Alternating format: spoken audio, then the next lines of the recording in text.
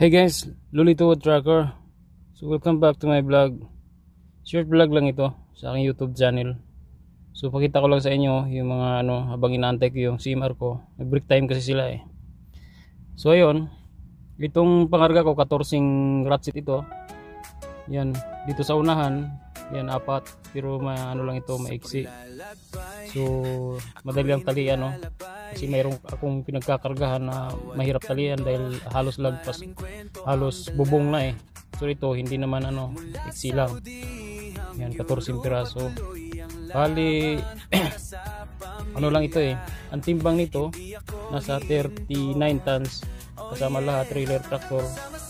Yan kasi ito. Yan, nakita nyo may mga kulay itim, yun yung corner protection para di masira yung papel. Ito alam ko pang ito sa sigarilyo, pang balot o pang hindi ko lang alam kung ayun ba yun, basta sa cigarette ko mag-deliver sa sprayon. Ayan, nakita nyo yan. So para ito do sa mga hindi pa marunong, sa mga marunong na salamat naman kung manonood din kayo. Paki-like na lang din, paki-subscribe na rin sa ating YouTube channel. Makita nyo yan. Yung nakapatong na yan, ang ginawa ko dyan sa nakapatong, tinanong ko yung okay lang ba yung isa o dalawang tali. Sabi niya isa lang, kasi hindi naman gagaya ng iba kasi na hanggang bubong. Ang ginagawa ko, tinatalian ko pa X. Ngayon dito ito sa sa Germany din ito. Ito yung pangalan ng lugar. Okay, yan. So bali, siyempre doon sa mga nakakaalam,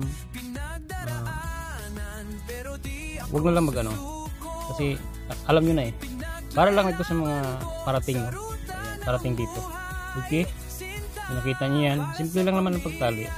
Kasi yung iba kasi hindi naman parehas na side curtain na mga dala, lalo pag gagaling ka ng Saudi. Iba naman kagaya ng mga almaray, iba na diretso sarado lang. So yun, nakita nyo pag So yun, kung may mga katanungan kayo, tawag lang kayo sa aking main account, Lolito Alil. So dito ito sa sa mahirap kasi itong pangalawang warehouse nila, nasa maliit ang karsadang dadaanan.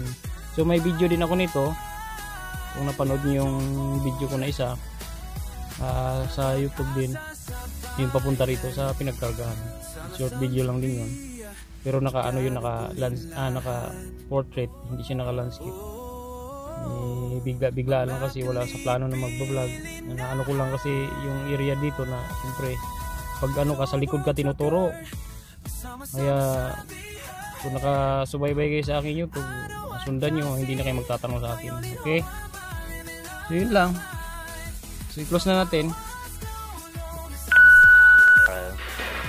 So dito na tayo sa dito na tayo sa Strayon. Dinidiskarga na, napakadali lang diskarga, dakot lang, dito ko na rin tinanggalan ng tape. So thank you for watching guys, and see you around. Bye bye. Bye.